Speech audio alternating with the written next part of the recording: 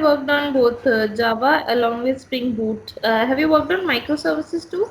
Yes, I have also worked on microservices. Okay. Apart from that, can you just tell me which version of Java you are using? So we're using Java 1.8 and Java 11. So now we're using Java 11. Okay, okay. And apart from this, for your microservices, what kind of I mean event driven or which kind of an approach you're using for inter-service communication? So we are actually using both synchronous asynchronous communication for microservices, and we are using Fain and Raven for synchronous communication, and we are also using REST template, HTTP client API, as well as we are also using Kafka for non-synchronous communication. Okay, okay. That's great. Okay, fine. So Yes. what I'll do is I'll just start with the core Java and then we will move on to Spring Boot and Yep. microservices. Yes. Sure. Okay. So okay, can you just tell me what is a class loader in Java and what are the different types of class loaders? Yeah, I guess there are three type of class loaders. So class loaders are basically are the base classes which has to be loaded before running or compiling any of your application. So I guess there is a Bootstrap class loader, system class loader, and application class loader. So Bootstrap class loader is the base classes which is required to up and run the JVM, and then like it runs all the classes available in rt.jar, and then you are having application and system. Application class loader are the classes which are there in your class, which has to be compiled, and then system class loader is the classes which is required, like your lang package and all. So that is present in rt jar slash lib. So what are present in the lib folder, these are going to load those classes. So I think these are the type of class loaders are present. Okay. So are you aware of the delegation principle that is there? uh, no, I am not aware of that. Okay, no problem. Yeah. So okay. So there are two things, right? Path and class path. Do you know what is the difference between path and class path? um, Class path and what else? Class path and normal path. Class path, I guess you have to have those jars or dependencies in your class path in order to access that in your application. And about the path, I am not sure. Path, that means that the URL path, which are you talking about that?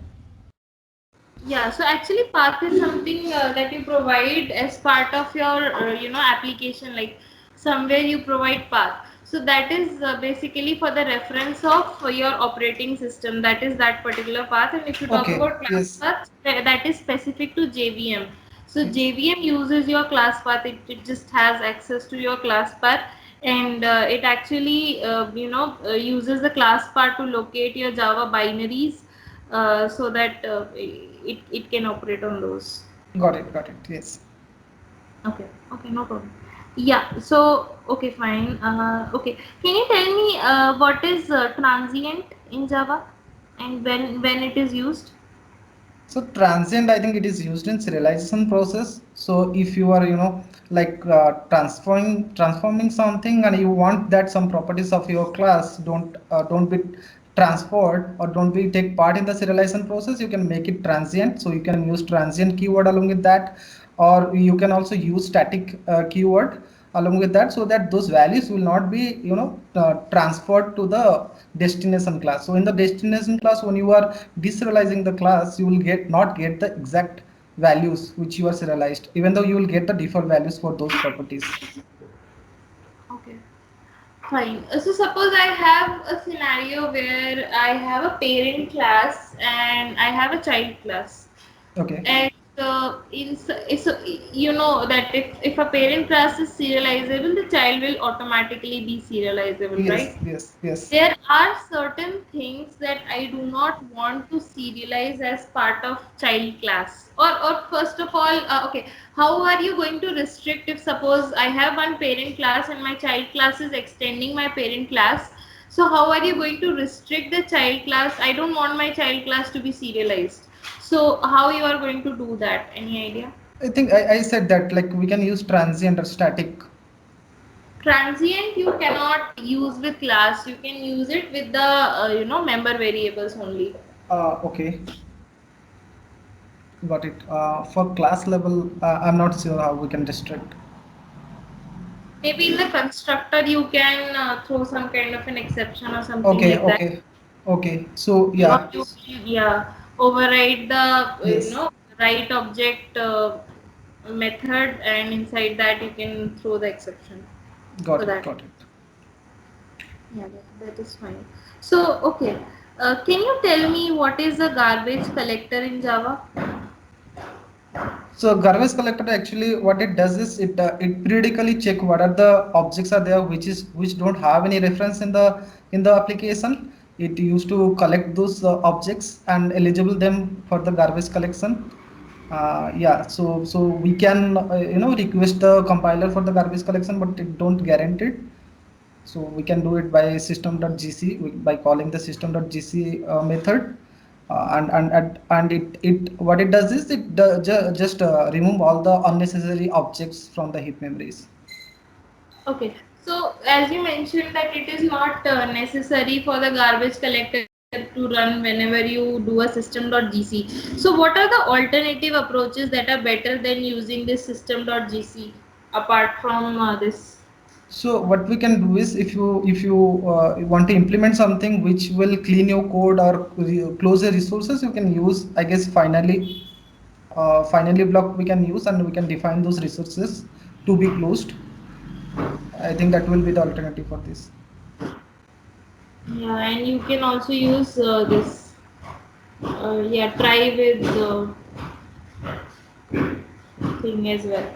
Yeah, fine. That is okay. Okay. So, can you tell me what is the internal implementation of hash set?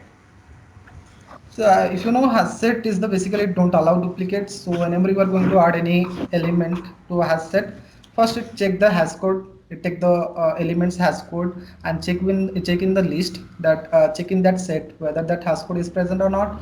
If the hash code is present, it is not going to insert that element into the set. If the hash code is not present, then it will check the equals method. It will check for the equals method with that available elements in the set. If the equals method returning false, then it is going to insert the element into the set, or else it is not going to insert in the set. I think that is the internal implementation. Yeah, that is fine. That is fine. Okay. So, okay, fine. So, do you know what is an enum in Java? Yeah, it's enum is just like a class, but it is having like fixed set of properties. So whenever you want to have some fixed set of properties, you can go for enum, and it is having some advantage over the classes that it is more reliable and reliable in the basis of security. So we cannot have reflection to. Sometimes what happens is through reflection we can duplicate or so for that purpose we can go for enum, which will be restrict reflection to get a copy of the that object. Yes, yes, correct. Yeah, that is fine. So, okay, fine. So, do you know like what is actually how many? I mean, there are two ways, right? Extending a thread, creating a thread, like extending Yes, the yes. class and using runnable. So, which one is preferred amongst the two, and why? Yes, I think yeah. I think we can extend the thread class or we can implement the runnable interface. But yeah, the simple answer is we can implement the runnable interface as we'll have the option to extend other classes later on. So I guess that is the advantage of implementing runnable over extending the thread class. Yes, yes, correct. Okay. Okay, do you know what is the difference between like countdown latch and cyclic barrier in Java? Yes. So the difference in countdown latch and cyclic barrier is in the countdown latch, once the latch count goes down to zero, you cannot use the countdown latch again. But whereas in cyclic barrier, you can reuse the cyclic barrier. So that is the difference between these two. Okay, okay, yeah, that is fine. Fine. So, okay. So, what is okay? Suppose, do you know about lock interface? Yes. Can you just tell me what is a lock interface and its implementation, and in which scenarios it is better to use locks over the traditional synchronized blocks? Yes, yes, got it. So if you see this lock interface, we use this one in the reentrant lock. So we are having reentrant lock and read write lock. What it does is it provides some fairness parameters, like some basis on some parameters we can lock and we can unlock, which we will not get it in the synchronized block if you are going to use synchronized block. So there is method that if you can create a reentrant lock object, then you can use the lock method in there, reentrant lock object dot lock method, so that portion that block will be get locked and only one thread will be able to access to update that object. Yes. Okay, fine. Okay, fine. So, can you tell me the difference between what is a race condition and what is a deadlock in Java? What are the differences between the two? Race condition I'm not that much aware, but yeah, deadlock condition happens sometimes if you will have circular dependencies or if you have multiple threads. One thread is trying to acquire some resource which is acquired by some other thread, and that thread is trying to acquire some resource which is held by this thread. So in that scenario, it get like scenario arrays. But I'm not sure on race condition. No problem, you can go through it. So, how to avoid a deadlock situation in your application during the development? I mean, how to take care of it? Because definitely this is something that Hello. a particular coding that can be Got resolved it. by coding practices. So, Got it. Got it. how to avoid those? So first of all, we should go through the code and we need to check whether like where is the deadlock condition are there, and there is some other approaches also. We can go for thread dumps. We can check our JConsole and we can get the thread dump, and from the thread dump we can check which resources is getting locked, and that resources which we can check in the code and can remove the deadlocks. That is the best approach. Like we can go for the JMX, JConsole, and we can check our thread dumps, and from there we'll get to know where is the deadlock condition happening. Okay, yeah, that is fine. Fine. Okay. Fine. And what do you mean by auto boxing in Java?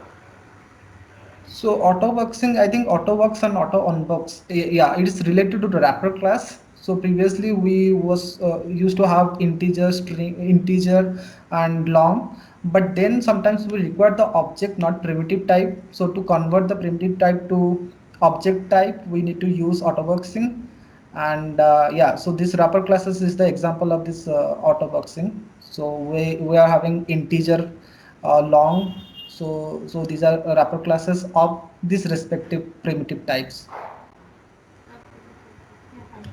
Okay. So have you worked on executor framework? Yes, yes. Okay. Okay, where have you used that in your application? Can you just tell me the small utility of it and the flow, how it works?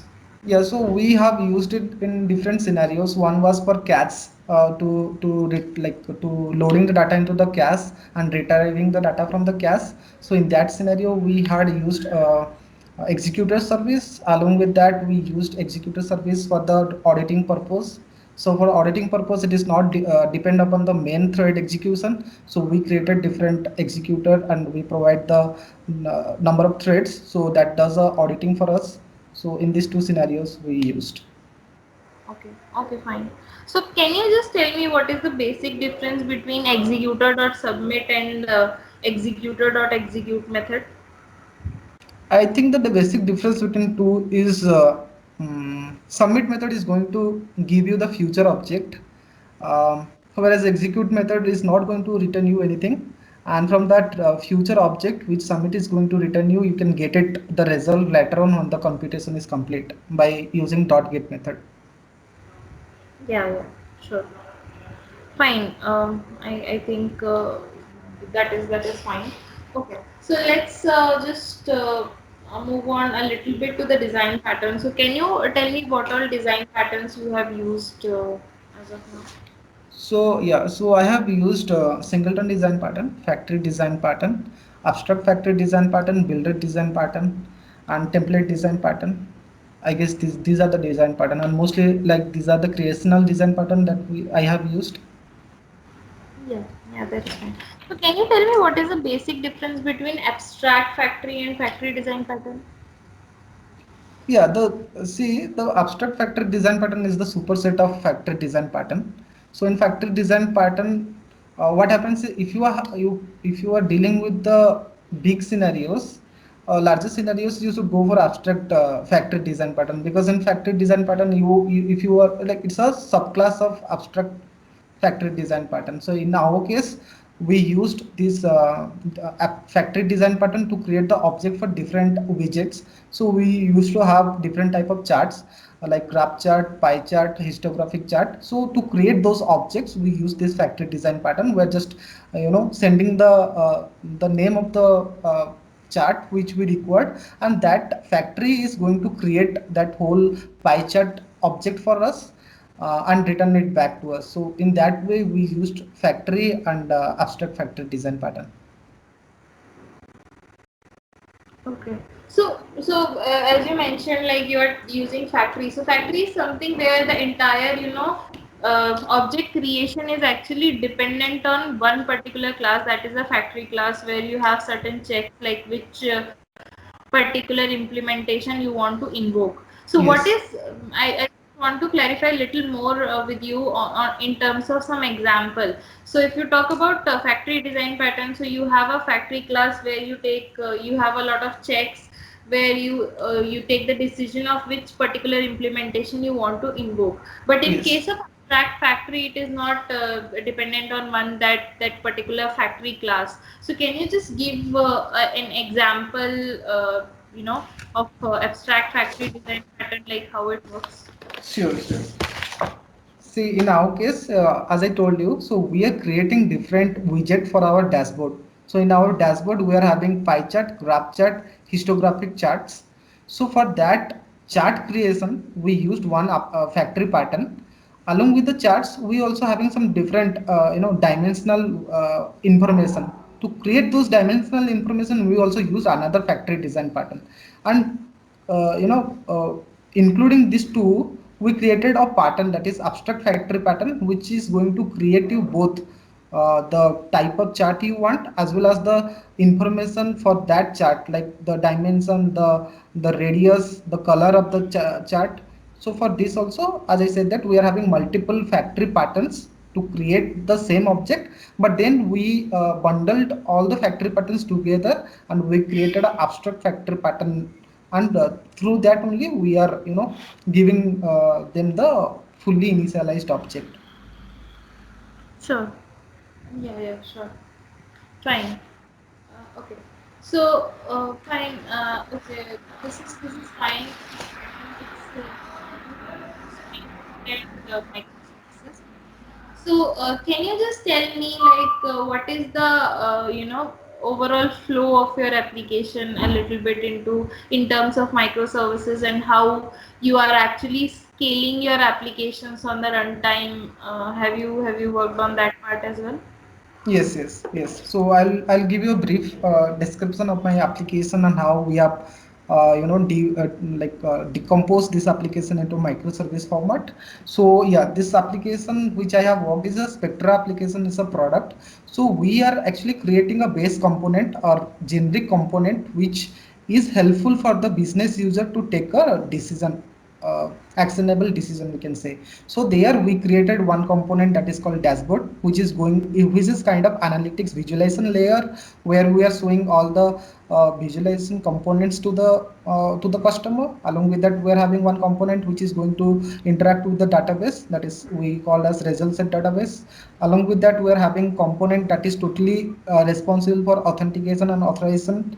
So that is one totally independent deployable component we created, and one more component which we created, that is for analytics and order segmentation module. So these 4 5 modules are work together as a microservice, And as a part of scaling up and down, we used both Joule and Ribbon for scaling up and down, as well as we are creating the Docker images for that, and we can deploy multiple images of the same application for scale up or scale down purpose. Okay. Yeah, that is fine. So, how do you like? You mentioned you have different applications for scale. Which kind of environment you are deploying your application into? So see, for our development purpose, we are using CentOS server, and for the client purpose, they are using AWS. Okay. So, on your setup, you said you are using CentOS, so that is an operating system. Any other thing apart Yes. from that you are using, like Docker, Kubernetes, or something like Yes, that? we are using, actually, see, we are using Jenkins for deployment as well as Dockers. Okay. So how do you scale your application in Docker? Like suppose, for example, at one particular time, I have like, for example, one instance of each of my application running as part of microservices, right? Yes. So if you want to scale your application at runtime, like I want out of 10 applications, I want 3 applications to have like, for example, 3 instances each. Okay. So how do you do that at runtime? Any ideas? Uh, I'm not sure, but I think that through Docker images we can deploy multiple images of same services, but I'm not sure on that. Okay, okay, sure, no problem. Yeah, that is fine. So, if you talk about like you mentioned that you guys are actually using Kafka and REST, right, for inter-service communication. So, Yes. I was just curious to know, like, suppose if a particular application, all the applications of yours have 3 instances each, and one application is sending some kind of message to another one, so this one application also has 3 instances and the other one also has 3 instances. So how are you managing that that particular message is already read, is only read once and not multiple times for each of the instance, and it behaves properly? Got it. I think I'm not sure on that. No, Manse, I'm not sure on that. No problem. Like in case of Kafka, you can actually manage it through consumer IDs, and similarly for REST also you have to make certain uh, changes. So yeah, maybe you can I just will go go through. through that how it works in a high availability setup. Yep. Sure, sure. Yeah. Sure. Okay, so if I talk about Kafka, so how you guys are actually, you are using, I mean, how you are actually using it? You are using from one service, you are creating some kind of consumer IDs and some listeners into the other service, something like that. How it is going on? Yes, we have created Kafka consumer and Kafka producer configuration in each of the services which is going to consume from the topic, which is going to produce to the topic. And this Kafka config, producer config, we have set the bootstrap URL and key serializer, value serializer, and we are using Kafka template to. It's kind of sometimes we require some data to be present in the topic, and from there some microservices is listening. In that scenarios we have used, and similar things we have configured in the services which is going to listen. Um, so we configured Kafka listener configuration, and from that it is going to consume the messages. So like you mentioned you are using Kafka template. So when you do a Kafka template dot send and Yes. there is this topic name and the data that you are sending. So do you have like are you using it for completely asynchronous that you do not get any response from the other service, or you also have included something like customized kind of things into your service, uh, like having no some kind in of timeouts and things like that? in our case we are not expecting anything, like we are not expecting any result out of that. We are just putting the data into the topic. Okay, okay, okay. That is fine. Yeah, fine. So okay, fine. And now, coming on to this security part. So how are you managing security? into your particular application? So in our case, we are using LDAP based authentication. We are using authentication, and we are using JWT based authentication. So these are features that we have provided into our base component. So yeah, these three ways we are authorizing and authenticating the services and users. Okay. Okay. Apart from this, suppose, for example, you have a microservice, multiple Mhm. microservices that are running, and for example, I have like how can I say, like I have multiple microservices that are running, and I have a client that is making a request. So it usually lands on so you have something like gateway service discovery and things like that, right? You Yes, must. yes, yes, yes, yes, So yes. a Yeah, request, yeah. okay. So a request comes on from my you can say client to my this entire thing. Like first of all, it will land on the gateway where it will be authenticated and things like that. So how do you manage if some service that is that is not responding or that is down? So how do you manage that timeout period? Okay, see for this case we have implemented Hystrix circuit breaker. For this purpose we are using Hystrix circuit breaker, and in the Hystrix circuit breaker we are defining the fallback methods. In the fallback method you will have the properties like you can set the timeout milliseconds, and you can also define the number of requests. So if my last five request is going to fail, so it is going to hit the default method instead of that particular method which is going to fail. So in that way we are handling fallback methods.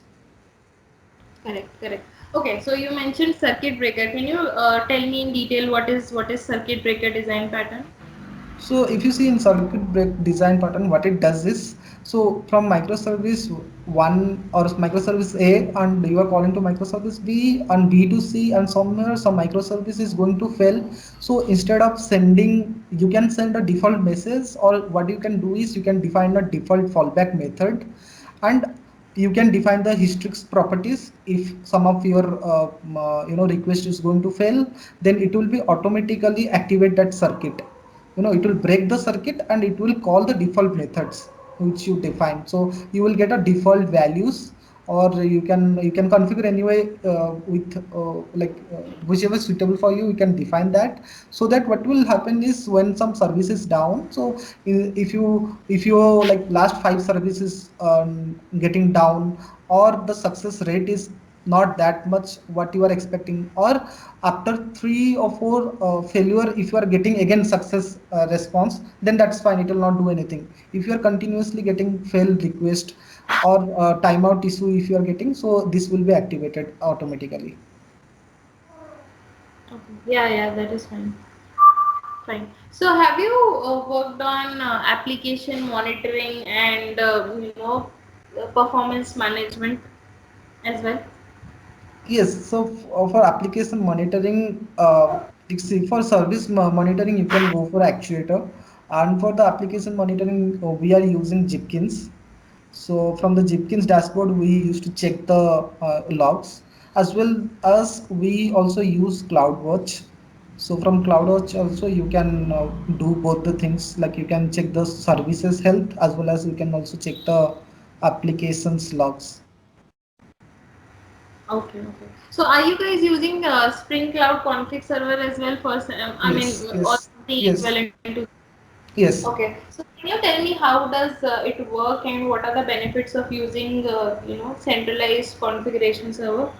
Yes, so first of all, definitely we should not have to keep any configuration file in any of the microservice. And what we are doing is we have just created GitHub repository for all of our configuration, as well as all of our static data which has to be loaded, which is required by the UI to load at the page load up time, startup time. So this configuration we have already kept it in the GitHub, and we have configured both config server, as well as we have also configured those things in our microservices. So what it does is simply what it does is it give a like uniform. So sometimes what happens is somewhere you change something and you forget to update those things in another services. So here what will happen is all the services is going to fetch the data from the GitHub, centralized GitHub. So then that will be, the services will be externalized. You will get a single view of all the properties, and it will be more helpful in the security purpose also. So for that we have used config server. So do you for example, you configure something in Spring Cloud config server and all the services pick up those properties initially and start those services Got and it. they work based on those properties. And if you know, you can also at runtime change those Yes, properties yes, in the Spring Cloud config server and they will be reflected in rest of the services. So how yes. does this thing works? Any idea about that? So for that, I guess you can use Spring Cloud Bus. So Spring Cloud Bus, what it does is whenever you do any changes in any properties file of any microservice, it just fire a event to all the instances of that microservice. So the update which you did will be reflect in all the instances. So we can go for Spring Cloud Bus for this purpose. Yes, yes, correct. So because of that, it actually helps a lot Yes, in. otherwise I think you have to do manually one by one service. You can use actuator also slash update, but that is not a good practice. So we should go for Cloud Bus. Yeah, CloudBus automatically does it for you. You have to get it configured. Fine. Yeah, that is fine. I think I am done from my end. Thanks a lot for having time for us and for the discussion. It was really Thanks, helpful. thanks. It's my And pleasure. I must say that your knowledge from microservices and basic core Java concepts is really good. Thanks for all your time, and let me know if you have some questions for me. Sure, sure. Thanks. Nice to talk to you. Thanks, Mansi. Thank you. Take care. Bye bye. Bye.